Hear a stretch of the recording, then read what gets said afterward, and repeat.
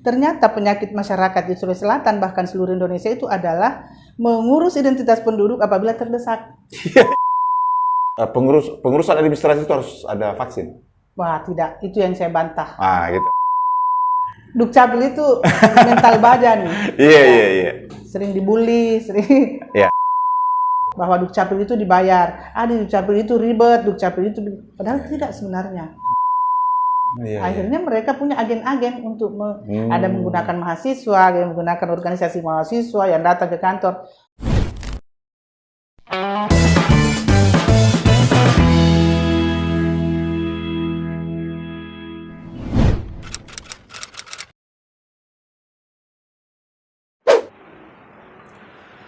Assalamualaikum warahmatullahi wabarakatuh. Kita ketemu lagi di kegiatan kupas tuntas program dan target OPD. Kali ini kita akan membahas organisasi perangkat daerah yang menurut saya vital dalam mengurus segala-galanya yang kita mau urus secara identitas dan pengadministrasian. Sekarang saya sudah bersama dengan Ibu Kadis Catatan Sipil dan Kependudukan. Saya lebih akrab memanggil dia Puang Muli. Lebih akrab saya mau mengenal beliau seperti itu. Assalamualaikum warahmatullahi wabarakatuh, Puang Muli. Waalaikumsalam warahmatullahi wabarakatuh. Selamat sore dan salam sehat, Pak Adi. Alhamdulillah. Sehat? Alhamdulillah sehat. Itu yang penting itu, Pak Muli. Jadi begini, Pak Muli. Di Medium TV ini kita buat kegiatan pemaparan program dan target OPD Kabupaten Bulukumba. Sebelum kita ngobrol panjang soal OPD yang dipimpin oleh Pak Muli, mungkin bisa dipaparkan secara singkat kepada masyarakat Kabupaten Bulukumba apa program dan targetnya Dinas Catatan Sipil dan Kependudukan. Silakan, Pak Muli. Baik, terima kasih Di Adi. Dinas Kependudukan dan Pencatatan Sipil Kabupaten Bulukumba adalah salah satu instansi pemerintah di bidang layanan publik yang tugas pokok dan fungsinya adalah menerbitkan identitas penduduk atau identitas hukum. Jadi 432.000 kurang lebih masyarakat Bulukumba itu harus memiliki hak-hak dasar. Hak identitas. Manakala ada masyarakat yang tidak memiliki itu, maka boleh dikata bukan kesalahan masyarakat, tapi kesalahan pemerintah. Ini saya suka ini. Terutama di Dukcapil. Itu pelanggaran HAM bagi kami apabila ada masyarakat yang tidak memiliki identitas. Hukum. Di Dukcapil ini memiliki 23 produk layanan. Banyak sekali, Bu. Mungkin Andi Adi selama ini mengira bahwa taunya cuma KTP, akte kelahiran, cuma itu aja, kakak. Ada 23. Ternyata banyak pemulih. Namun yang lazim masyarakat umum yang paling banyak diurus oleh masyarakat adalah KTP elektronik, kartu keluarga, akte kelahiran, akte kematian. Pernikahan sebenarnya ada untuk masyarakat Bulukumba non-muslim. Tapi saya melihat di Bulukumba ini dalam setahun belum tentu ada yang menikah di sini. Orang-orang non-pribumi itu pada umumnya menikah di Makassar, yang non-muslim. Sehingga untuk layanan akte pernikahan ini tidak terlalu rutin kita lakukan. Nah, kalau Pak Andi Adi sering ke Dukcapil atau melihat situasi Dukcapil yang begitu ramai. Itu yang mereka urus itu adalah KTP, akte kelahiran, kartu keluarga. Nah, itu pun masyarakat kalau terdesak Kalau nggak terdesak nggak datang. Iya. Artinya memang kesadaran masyarakat ini memang perlu digenjot lagi kembali ya, bahwa pentingnya soal identitas sebenarnya. Silakan Pak Mui. Dan kemudian masyarakat itu sendiri ternyata kita kan ada forum Dukcapil Sulawesi Selatan. Forum Dukcapil Sulawesi Selatan. Kadis Dukcapil Sulawesi Selatan. Iya. Itu adalah wadah untuk sharing. Iya. Sharing bagaimana kejadian di satu daerah, di satu kota, dan itu sering kita sharing. Ternyata penyakit masyarakat di Sulawesi Selatan bahkan seluruh Indonesia itu adalah mengurus identitas penduduk apabila terdesak.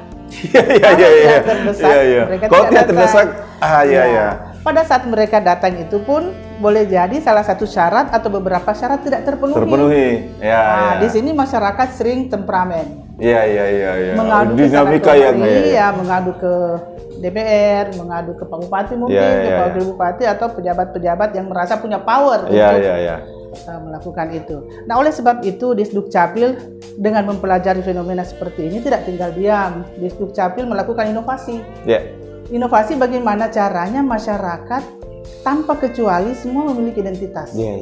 Nah, sekarang pertanyaannya, bagaimana dengan masyarakat yang rentan administrasi? Seperti apa misalnya masyarakat yang di pelosok, terutama masyarakat adat Kajang. Mereka tidak merasa butuh. Tidak merasa butuh karena memang mereka, tidak. Mereka kan hidup dengan prinsip tala satu masing-masing. Tidak ada urusan dengan dunia luar gitu Tidak ada urusan dengan administrasi. Kita kan hidup menanam sendiri, memetik sendiri, bahkan pakaian pun ditunun sendiri. Betul. Nah, ada 3.000 lebih masyarakat di sana yang butuh perhatian untuk itu. Nah, bagaimana caranya, Pak? Bagaimana strateginya itu? Itu satu. Kemudian yang kedua, bagaimana dengan masyarakat difabel? Masyarakat difabel itu ada yang sakit jiwa, ada yang cacat fisik, ada yang bisu, tuli dan lain sebagainya. Oleh keluarga mereka dianggap aib. Sehingga tidak boleh diekspos. Kalau kami punya keluarga yang difabel. Betul. Tidak boleh mereka diekspos. Jadi sementara itu juga adalah masyarakat yang hidup di NKRI. Jadi yang punya hak yang sama sebenarnya. Punya hak yang sama dengan kita. Jadi oleh sebab itu Disdukcapil saya bilang tadi tidak boleh diam. Harus berinovasi untuk bagaimana caranya. Selain menjemput bola, kalaupun juga menjemput bola, seperti apa? Bagaimana caranya? Kita juga langsung ke masyarakat. Apa masyarakat yang punya masyarakat difabel yang dipasung? Belum tentu mau. Malah bisa menjadi musuh. Betul. Kalau mereka tahu bahwa ada masyarakat keluarga saya yang terpasung, berarti itu kan ketahuan. Betul. Ini yang kami alami. Tantangan berbeda memang berat Pola pikir masyarakat itu sangat masih sangat di bawah. Jadi oleh Disdukcapil selama kurang lebih 6 tahun saya di sana, kami sudah melakukan 16 inovasi. Apa saja? Inovasi pelayanan publik. Kan Disdukcapil ini kan ada target yang harus dicapai. Perekaman kepemilikan KTPL itu harus 100% masyarakat yang memang sudah berusia 17 tahun. Dan yang sudah menikah. Yang kedua, cakupan akte kelahiran usia 0 sampai 18 tahun itu harus 95%. Kemudian kartu identitas anak untuk tahun 2021 harus 32%. Apa tuh itu kartu identitas anak itu? Kartu identitas baru saya dengar ini. Ini program baru. Sebenarnya bukan baru karena di launching oleh Pak Dirjen itu tahun 2016. Kartu identitas anak ini adalah identitas penduduk yang sama seperti KTPL, tapi KTPL untuk usia 17 ke atas. 17 ke atas. Kalau kartu identitas anak itu mulai 0 sampai usia sebelum mendapatkan kartu elektronik. Jadi 0 sampai 17. Sebelum 17 ya. Sebelum itu 17. Harusnya kartu identitas anak. Itu jadi baru saya dengar ini, menarik. Kemudian untuk saya sambung kembali tadi untuk masyarakat difabel, bagaimana caranya kami bisa menemukan masyarakat yang difabel ini. Ternyata kurang lebih 2.000 masyarakat Bulukumba yang masyarakat Bulukumba kurang lebih 2.000 itu mata kasat melihat di mana ya masyarakat yang tersebar di oleh sebab itu Disdukcapil bermitra dengan Ketua PPDI penyandang disabilitas Pak Suherman yang sering kita lihat pakai tongkat itu. Itu kami bermitra. Jadi dia yang mencari masyarakat difabel. kami yang datang Iya, menarik. Jadi Dinas Dukcapil ini bermitra dengan Pak Suherman itu ya, sebagai supaya iya. Sentuhan yang bagus. Iya, itu salah satu mitra kami yang aktif sampai saat ini. Kemudian yang kedua, masyarakat yang meninggal. Ya. Untuk menunjang validasi data, masyarakat yang meninggal itu harus terdata. Ya. Sering kacau di KPU, masyarakat sudah meninggal, dipanggil lagi untuk memilih. Itu karena masyarakat yang meninggal itu tidak terlapor. Nah, bagaimana caranya agar masyarakat yang meninggal ini terlapor? Kita bekerja sama dengan Dai Muda dan KPUI Kasimpurang. Dai Muda itu adalah mubalik yang sering berceramah pada saat takziah.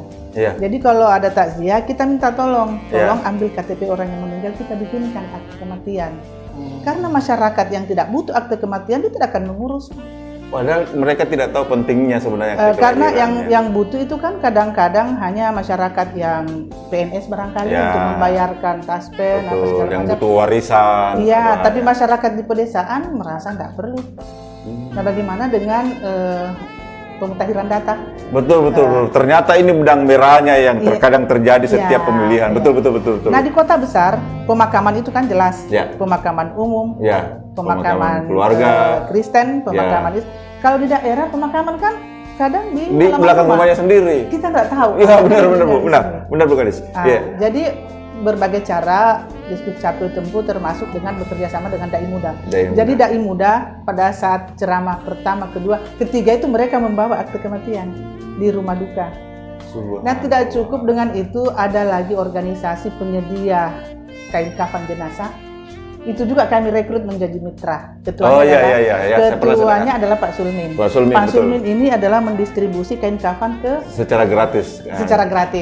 Nah, pada saat ada yang meninggal di bulan Agustus ini ada 70 lebih masyarakat yang meninggal. Kami terbitkan identitas akte kematiannya bersamaan dengan pemakaman yang Iya, kan sebenarnya begini, ini kan semua gratis kan? Iya, gratis. Tidak gratis. Nah, ini makanya masyarakat memang kurang bagaimana ya? Mungkin di mana-mana kami tulis, di masjid juga kita sering sosialisasi, di spanduk-spanduk apapun bahwa Dukcapil itu pelayanan gratis. Memang pernah ada pembayaran pada saat itu menjadi PAD. Di tahun 2015 bulan Juni itu sudah hilang, sudah tidak dibayar lagi. Memang pernah menjadi akte kelahiran itu dulu dibayar 75.000 menjadi pendapatan. Tapi sekarang tidak lagi. Oke, Pak Muli, saya sangat bersyukur ini bisa ketemu dengan Pak Muli ini. Banyak sesuatu yang saya tidak tahu. Alhamdulillah ini hari saya bisa tahu dengan penjelasan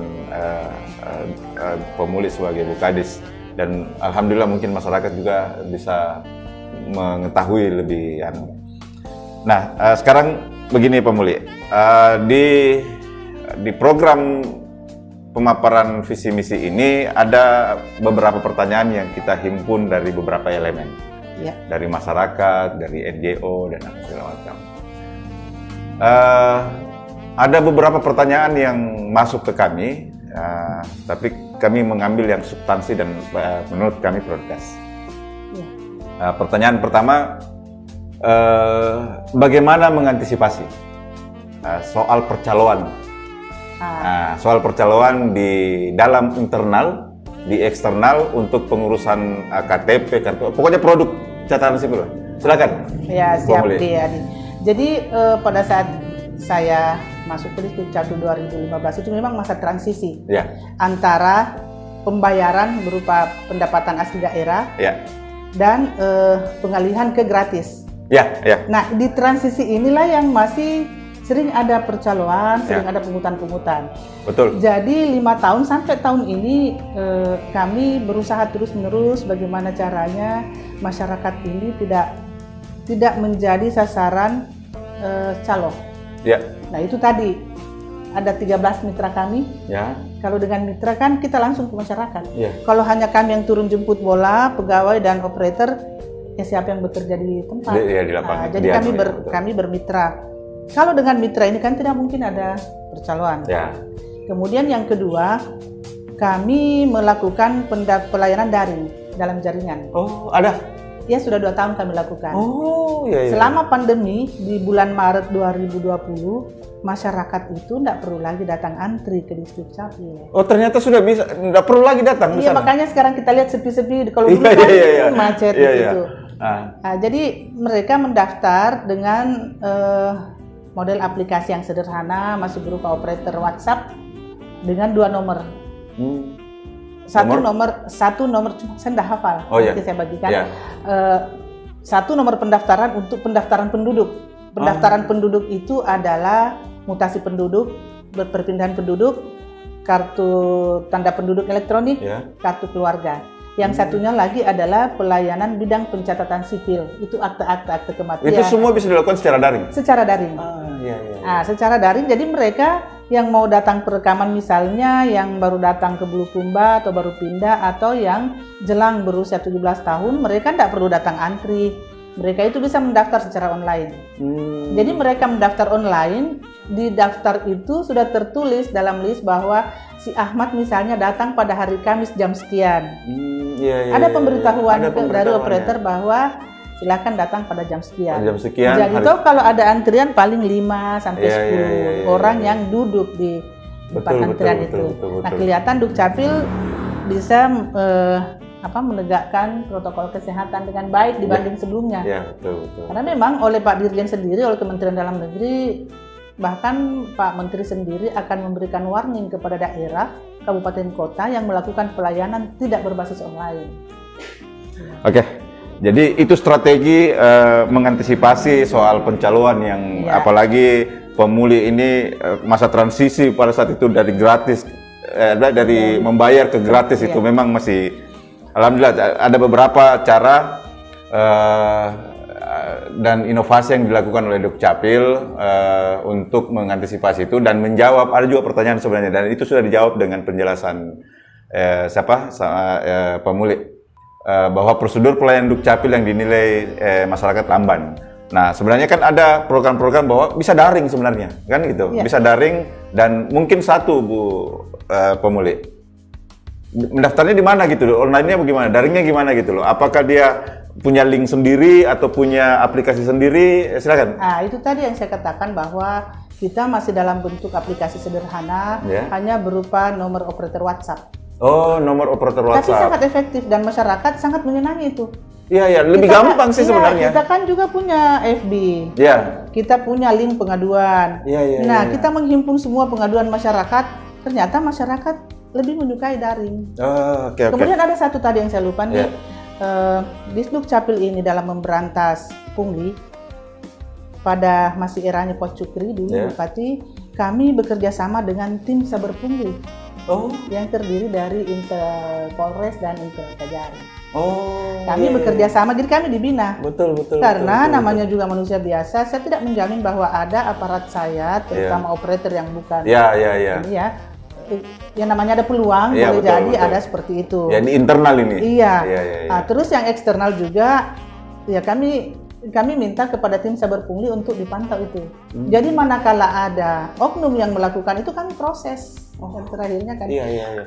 Alhamdulillah sudah ada pelaku pelanggaran itu selama di era saya ya, ada 4 orang terbukti. Kami keluarkan. Internal. Wah. Ya. Jadi jangan khawatir soal penanganan pungli, kami lakukan itu. Tapi itu harus berjalan seimbang. Anak-anak operator yang terdiri dari 63 orang ini harus juga kita berikan kesejahteraan yang betul. Biar tidak harus balance ini barang. Jangan kita cuma tuntut ini teman-teman di operator, sedangkan kesejahteraannya tidak diperhatikan. Ya, oleh sebab itu setiap ada pembahasan di mitra komisi, saya selalu minta berjuang untuk meningkatkan kesejahteraan. Selama saya memimpin di sana sudah 3 kali saya meminta peningkatan kesejahteraan untuk anak-anak operator. Alhamdulillah disetujui. Selalu disetujui. Alhamdulillah. Tergantung ketersediaan anggaran. Iya. Nah, ini juga salah satu pertanyaan. Adanya pilih kasih. Adanya aplikasi pelayanan menurut masyarakat, contohnya ada KTP-nya yang terbit cepat dan ada yang tidak, padahal dulu. Nah, silakan. Kami di sini hadir untuk membahagiakan masyarakat tanpa kelas. Intinya itu. Prinsip yang kita terapkan di seluruh Indonesia oleh Bapak Dirjen sendiri, di Dukcapil itu hadir untuk membahagiakan masyarakat. Iya. Tanpa kelas tanpa melihat kelas masyarakat itu sendiri. Kalau ada masyarakat yang 1 jam selesai, ada yang 1 bulan bahkan 1 tahun tidak selesai, itu tergantung syaratnya. Oh, tergantung syaratnya. Tergantung syarat dari masyarakat. Ini kan produk hukum yang kita keluarkan. Anggaplah semua syarat terpenuhi. Ada satu lagi, boleh jadi ini kan perekaman biometrik ya kalau KTP. Perekaman biometrik. Iya. Biometrik seseorang itu tidak dijamin semua bagus. Misalnya, ada saja orang masyarakat yang sidik jarinya. ruas jarinya itu licin, mungkin tidak terbaca ya. Kita kan bukan kita yang membaca, itu kan dikirim ke pusat. Iya. Hasil perekaman biometrik ini dikirim ke pusat. Di pusat itu oleh server oleh pemerintah pusat diolah kembali, diolah. Nah, disinilah masyarakat sering mengalami hal-hal yang berbeda. Ada yang namanya duplikat, ada yang namanya adjudikat, ada yang namanya fleka. Itu tiap-tiap orang itu tidak selamanya bagus, boleh jadi bermasalah. Keluarlah hasil dari pusat bahwa yang bersangkutan belum bisa dicetak. Belum bisa dicetak itu diulang karena kembali. Makanya setiap orang kadang diundang untuk melakukan sidik jari, diulang. Iya. Namanya betul. secanggih-canggih teknologi kan. Pasti ada celahnya. Tapi masyarakat kan tidak perlu kita memberitahu semua itu, karena masa tiap orang harus diberitahu. Lahirlah persepsi macam-macam bahwa ada delegasi, padahal tidak. Tapi intinya sebenarnya komunikasinya harus bagus. Pesannya harus sampai ke masyarakat. Makanya kita buka link pengaduan. Jadi kalau ada masalah, ada link pengaduan? Ada. Kemudian selain itu juga nih ada juga call center di pusat. Jadi kalau misalnya mereka tidak puas dengan jawaban kita, silakan melapor ke pusat. Ada call center untuk pusat? Ada. Nanti dilihat call centernya di sini di bawah. Terus nanti juga ada secara daring. Secara daring nanti akan dilihat juga informasinya di link bawah ini. Dan nomor WhatsApp yang disiapkan oleh Kadis Capil juga akan ditampilkan di link bawah ini. Ya, Bu Kadis. Sekarang begini. Nah, apa tantangannya Dinas Kependudukan dan Catatan Sipil di masa pandemi? Silakan. Di masa pandemi ini sebenarnya tidak ada tantangan. Tidak ada tantangan? Tidak ada tantangan yang berarti? Tidak ada, barangkali karena kita ini betul-betul bekerja dengan hati ya, sehingga Allah itu selalu menurunkan kemudahan bagi kami. Alhamdulillah. Kami tidak boleh berhenti melayani. Betul. Justru di masa pandemi ini orang bisa bekerja dari rumah, kami tidak bisa. Karena kami kan harus bekerja. Bersentuhan. Iya. Kemudian kami juga tidak ada alasan untuk berhenti melayani. Apalagi masyarakat di era pandemi ini malah kebutuhannya meningkat. Ada mungkin masyarakat yang butuh bantuan, bantuannya apa segala macam, tapi secara administrasi dia tidak bisa memenuhi syarat karena tidak ada KTP, tidak ada ini, tidak. Statement yang pertama tadi bahwa masyarakat datang kalau terdesak. Dia terdesak karena butuh bantuan. Saya sudah catat di sini tuh soal masyarakat, apalagi masyarakat butuh KTP pada saat mendesak. Nah, pada saat mendesak itu maunya cepat, tapi ternyata ada beberapa persyaratan yang tidak bisa dipenuhi. Bisa juga dibayangkan jika segala sesuatu pekerjaan kita kerjakan dengan tergesa-gesa, pasti tidak sebagus pada saat kita memang penuh dengan planning. Pengalaman kita sendiri, kalau kita tergesa-gesa belum tentu bagus hasilnya, Andi. Jadi syukur-syukur kalau lancar. Kalau lancar ya alhamdulillah. Tapi kalau tidak, harap masyarakat juga bersabar. Karena kami bekerja bukan untuk siapa-siapa, memang untuk masyarakat. Ada dulu semacam guyonan Pak Muli. Guyonan kah, dan itu ditampilkan di meme kadang, di medsos dan apa segala macam, dan itu bersangkutan. Gini, ketika orang mau divaksin, itu dimintai KTP oleh petugas. Nah, karena tidak ada KTP-nya, dia pergi vaksin. Nah, oleh petugas yang berwenang untuk KTP, dia bilang, mana vaksin Kak? Nah, itu jadi meme beberapa hari dan saya tidak tahu. Ini saya coba konfirmasi. Terus sekaligus dengan benarkah ada instruksi Dirjen Kependudukan soal pengurusan administrasi itu harus ada vaksin? Wah, tidak. Itu yang saya bantah. Gitu. Nah, silakan Bu Kadis. Silakan. Soal syarat, penambahan syarat, pekan lalu Pak Dirjen malah mengundang 24 kabupaten kota di 514 kabupaten kota termasuk Bulukumba maupun Sulsel untuk memberikan pemaparan persyaratan pendaftaran penduduk. Ya. Persyaratan pendaftaran penerbitan administrasi kependudukan. Vaksin masuk? Sama sekali tidak. Dan ini yang harus ditahu. bahkan kalau masuk, jangankan vaksin, PBB atau apa ya yang SKCK yang biasa orang syaratnya, Pak Dirjen tidak restu itu. Kita malah dimarahi oleh Pak Dirjen. Jangan menambah syarat. Karena kapan menambah syarat itu menyusahkan masyarakat. Iya. Prinsip membahagiakan masyarakat di mana? Iya, betul. Nah, kemudian oleh juru bicara COVID tingkat pusat, Ibu Dr. Nadia juga mengatakan bahwa beredar brosurnya bahwa vaksin bukan persyaratan identitas, bukan persyaratan mutlak untuk mengurus administrasi dan segala macam, termasuk KTP. Dan saya rasa tidak ada kabupaten kota di Indonesia yang mensyaratkan kartu vaksin sebagai syarat untuk mengurus identitas. Tidak ada. Ini kan kencang nih.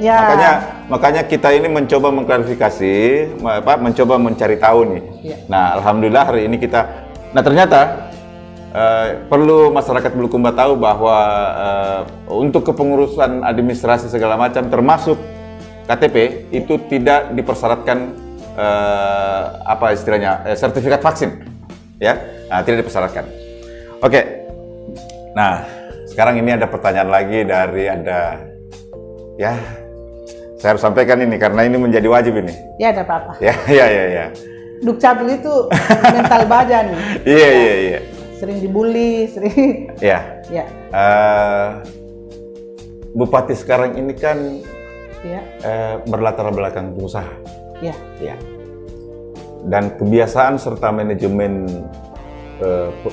pengusaha dan pemerintahan, birokrasi itu berbeda sekali, ya. Terus menurut Ibu Kadis, semenjak beliau dilantik, apa saja yang sudah fundamental dan fenomenal yang dikerjakan atau yang akan dikerjakan Bupati Bulukumba sekarang? Yang saya tahu bahwa beliau ini sama sekali tidak punya pengalaman pemerintahan. Menurut Pemuli bagaimana? Iya. Saya keluar sedikit dari konteks ini. Pada saat Calat PIM 3, saya pernah mendapatkan sebuah pengalaman bahwa di Amerika ada salah satu negara bagian yang negara itu bangkrut, semacam kabupaten begitu. Bangkrut? Rusak sama sekali kepemimpinan itu. Majulah seorang pengusaha. Pengusaha itu mengatakan bahwa izinkan saya mengelola daerah ini dengan sistem pola saya selaku bisnismen. Iya, menarik. 2 tahun berhasil. 2 tahun berhasil? 2 tahun berhasil. Itu yang saya dapatkan, ilmu yang saya dapatkan. Nah, saya sudah melihat pengalaman yang lalu Pak Zainuddin itu dari pengusaha. Pak Zainuddin Hasan? Menurut saya itu berhasil. Ya. Saya melihat bupati yang baru ini, ya boleh jadi lebih berhasil lagi. Insya Allah. Karena saya melihat bahwa prinsip yang beliau terapkan adalah prinsip penghematan dulu. Penghematan mulai dari penggunaan listrik, efisiensi. Mulai dari penggunaan listrik. Kita diminta laporan. Jangan terlalu boros listrik. Penggunaan AC yang tidak berguna jangan. Kalau pulang matikan AC. Itu hal yang sangat sederhana. Sederhana ya, betul. Sampai ke situ Pak Bupati pikir itu ya? Iya. Jadi kemudian yang kedua masalah disiplin. Pengusaha itu kan disiplin. Kita lihat kan pelayanan prima di sebuah perusahaan disiplin. Kalau tidak disiplin tidak mungkin jadi pengusaha besar. Nah, kalau itu yang beliau terapkan di pemerintahan pasti bagus. Dan saya melihat di awal beliau sudah menerapkan itu. Saya yang merasakan. Beliau kadang turun sidak. Langsung sama Pak Wakil Bupati, Pak Bupati itu tiba-tiba saja sidak. Akhirnya kita selaku pimpinan organisasi perangkat daerah selalu mewanti-wanti kepada kita punya bawahan bahwa jangan terlambat, kita akan disidak. Coba kalau tidak menerapkan prinsip itu, ya kita kan bisa bilang tidak bagus kalau pengusaha yang tapi kan modal dasar itu ada ya untuk ternyata disiplin, efisiensi, dan efektivitas.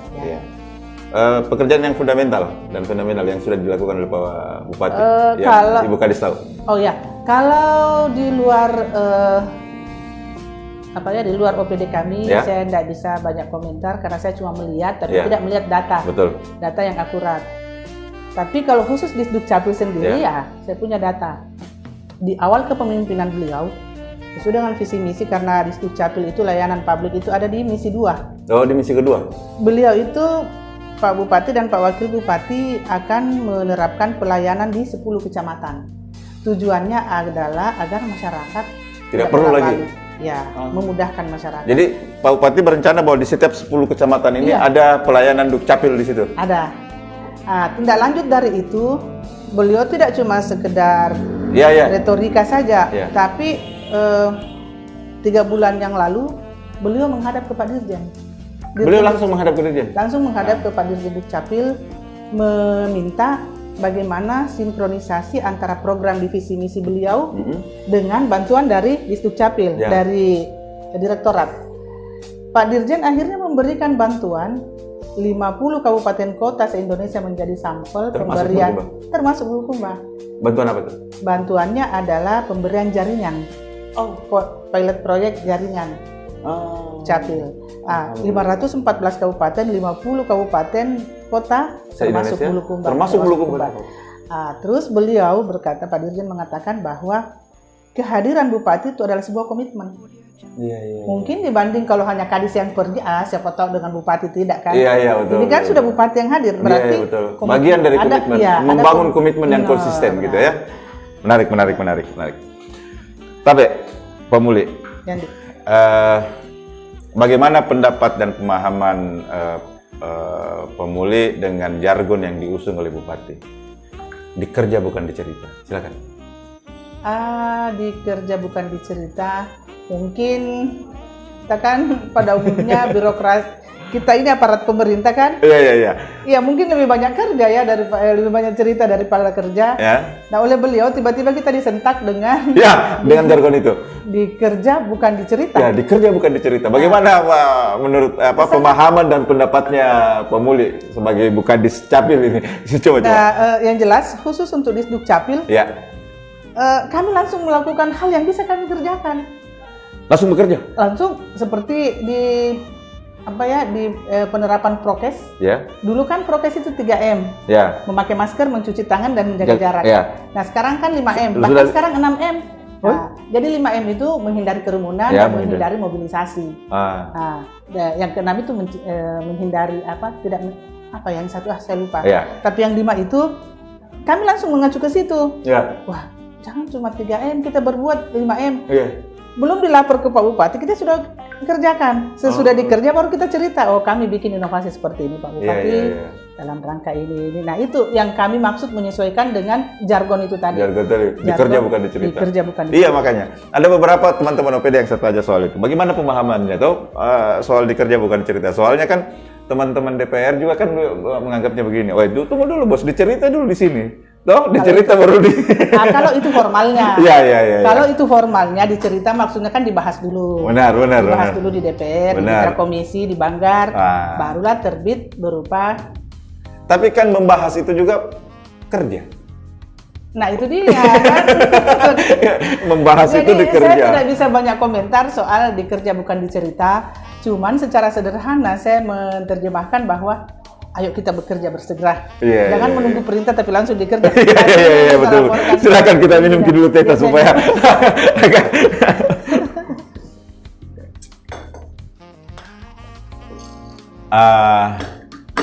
Ini ada lagi pertanyaan Pak. Pak Muli. Jika ada target program yang diinginkan oleh Pak Bupati di OPD yang dipimpin oleh Pak Muli, terus dia menginginkan waktu yang tertentu, misalnya dia mau hari itu, atau dia tiba-tiba bilang 1 bulan ini harus selesai, atau per triwulan harus selesai, atau 6 bulan. Terus Pak Bupati ingin menuangkan fakta dalam bentuk fakta integritas kepada Pak Muli sebagai pimpinan OPD. Bagaimana kesiapan dan kesanggupan Pak Muli untuk itu? Ya harus sanggup. Buktinya memang sanggup. Jadi beliau masuk capaian cakupan akte kelahiran kita itu rendah. Rendah kenapa? Kita baru berada di kisaran angka 74%, sementara target nasional 95%. Keterlambatan ini terkait dengan kurangnya infrastruktur. kurangnya komputer, kurang alat, terus terang kurang alat. Oleh Pak Bupati, kami minta kepada beliau bagaimana caranya kami disiapkan sarana untuk itu. Akhirnya kami pinjam di SMP Negeri 2 meminjam desktop. Desktop ini ada 10, kami pasang di kantor. Jadi kami lemburkan anak-anak untuk menginput setiap untuk mengejar hari, target. mengejar target. Kami target 3 bulan. 3 bulan bisa mencapai target 95% target nasional ya. Ternyata cuma sebulan. Sebulan kami capai. Sebulan capai target yang nasional 100%. Bukan 95%. Dan ini bukan sekedar cerita, karena kan terbukti masuk ke dalam database. Jangan sampai ada yang bilang siapa tahu itu cuma. Tapi bisa dicek di database-nya ya. Bisa dicek. Dan itu terlapor sampai ke pusat. Nah itu kami sudah laporkan ke Pak Wakil dan Pak Bupati bahwa peminjaman komputer ini sudah kami kembalikan 7. Jadi masih ada 3 karena kita masih mau menginput hasil jemput bola itu. Kita mau tuntaskan, jadi masih ada 3 yang tersisa. Artinya begini, andaikan mungkin kita mau bersikap masa bodoh ya, tunggulah beli alat dulu. Tahun depan minta ke Pak Bupati anggaran untuk dibelikan desktop 10. Nggak perlu, karena kita kan lihat sekolah ini kan ada alat yang bisa dipinjam. Kami mengintip itu bahwa ada alat di SMP 1 yang bisa dipinjam. Kami pinjam, SMP 1 juga meminjamkan berdasarkan instruksi dari Kadis Pendidikan. Ini aplikasi antara apa yang kembali lagi bahwa dikerja bukan dicerita. Itu dikerja bukan artinya segala sesuatu dikerja bukan dicerita. Jangan menunggu. Betul. Apa yang bisa kita lakukan saat itu lakukan. Jadi intinya bahwa ketika Pak Bupati menginginkan target-target apa segala macam di UPD, dituangkan dalam fakta integritas, Ibu Kadis secara kesanggupan siap dengan segala konsekuensinya. Kan begini, Pak Dirjen itu oleh Kementerian Dalam Negeri itu ada namanya penilaian kinerja Dukcapil.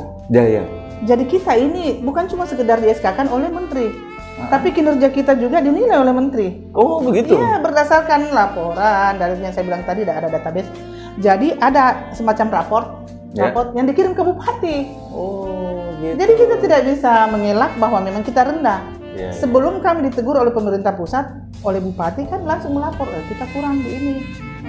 Untuk mengadakan alat, tentu kan butuh pembahasan anggaran dulu. Betul. Punya proses panjang. Sementara beliau kan bulan Februari sesudah pembahasan selesai, tidak mungkin belanja alat pada saat beliau. Sementara beliau sudah dilantik setelah diketuk APBD 2021. Sementara tahun ini harus tuntas, harus mencapai target. Terima kasih Bu Kadis. Terakhir dari obrolan panjang kita, dengan segala macam topik yang kita sudah bahas, apa harapan pemulik sebagai Ibu Kadis Kependudukan dan Capil kepada masyarakat Bulukumba dan kepada pemerintah secara utuh Bulukumba? Silakan. Jadi harapan saya kepada pemerintah dulu ya. Saya 7 bulan lagi pensiun, Dik. 7 bulan lagi? Iya, Maret berapa ya? Maret saya sudah pensiun. Maret 2022? Iya, 2021? Iya, 2022. Jadi sisa menghitung bulan ya. Jadi saya harus kebut waktu sampai ke bulan Maret ini untuk menyelesaikan semua target-target nasional. Supaya pimpinan sesudah saya ini bisa lebih nyaman bekerja. Harapan saya kepada pengganti saya nanti dan kepada pimpinan yang akan mendudukkan pejabat di tempat saya. Pilihlah pejabat di situ yang punya komitmen dan punya integritas tinggi. Karena di Disduk Capil itu pekerjaannya berat sekali. Berat sekali, banyak sekali, dan banyak caci maki. Tentu semua orang bisa tahan. Betul. Kemudian yang kedua, saya ingin inovasi di Disduk Capil itu jangan berhenti. Jangan berhenti sama. Jangan setelah harus berlanjut terus. Harus berlanjut terus. Kemudian yang kedua, kepada masyarakat harapan saya, laporkanlah setiap peristiwa kependudukan dan peristiwa penting ke kantor Disduk Capil. Kedua, jangan pernah mendengarkan informasi sepihak dari masyarakat yang berpindah-pindah. Karena itu boleh jadi apa istilahnya sekarang ya, hoax. Iya, hoax. Bahwa Dukcapil itu dibayar, di Dukcapil itu ribet, Dukcapil itu padahal tidak sebenarnya. Iya. Akhirnya mereka punya agen-agen untuk ada menggunakan mahasiswa, yang menggunakan organisasi mahasiswa yang datang ke kantor.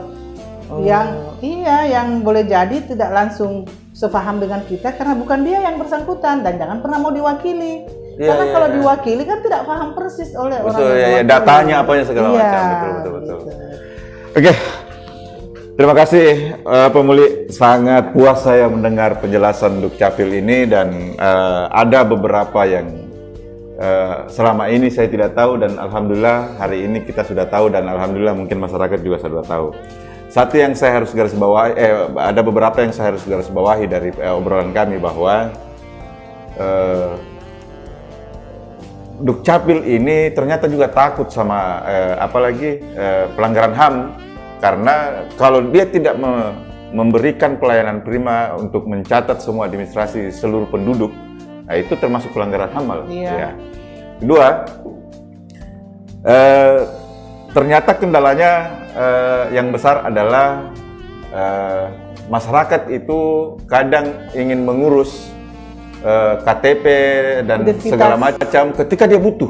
Nah, itu pesan beliau, mudah-mudahan sadarlah bahwa administrasi ini penting, tanpa mendesak juga bisa diurus secepatnya.